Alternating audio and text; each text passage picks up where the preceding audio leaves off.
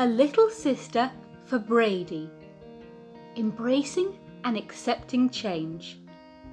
Written by April M. Cox. "We'll be back," Nana says, "in an hour or two. You see, we have something important to do." It's no fun, Brady thought, being home all alone. There is nothing to play with except this old bone. Then he thought his old monkey just might want to play. But it seemed Monkey's napping the rest of the day. Hearing hummingbirds chirp, Brady runs to look out. But the birds fly away, causing Brady to pout. Then right through the window, a big bumblebee flies into the room. "Hey, he's playing with me!" Oh, but that didn't work. Through the air the bee rose, then swooped down with his stinger right on Brady's nose. Then, "We're home!" Brady hears as his Nana comes in. She's excited, he knows, from her big happy grin. Brady looks up at Grandpa, who gives him a wink. "This is Mandy," Gramps says. "Brady, what do you think?" The new pup chases Brady around and around until finally flopping right down on the ground. Brady thinks, "She is fun, but does she have to stay? See, I have so much stuff, she'll just be in the way. Tell me, why does she think that she has to eat first, then drink from my bowl when I'm dying of thirst?" "That's my treat!" Brady shouts. "Don't you have to go home?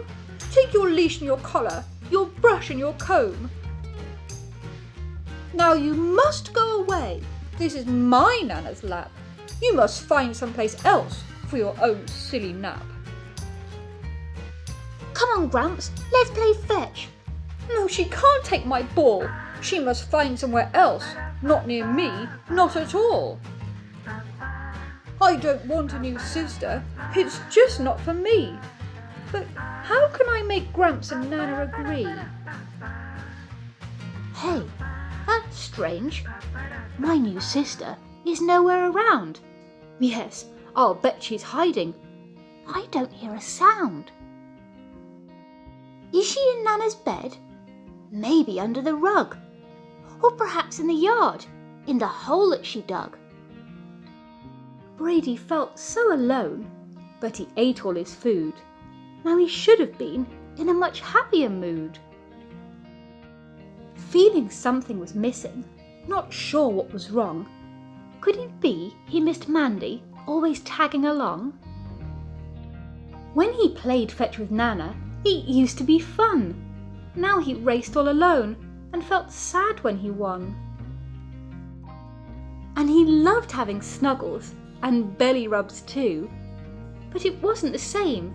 See, he missed you-know-who. Brady felt a bit empty. "What's wrong?" asked the cat. "My new sister is gone, and I'm sorry for that. See, I should have been nice when she snuggled at night, but I wanted her gone, and that just wasn't right. Though she did grab my tail, we had fun playing tag, and it made me feel happy to see her tail wag. But I miss how she pounced on my back when we played, and I miss how we tumbled out back in the shade. I'm so sorry I wished my new sister away, and if she would come back I'd say, 'Please sister, stay.'"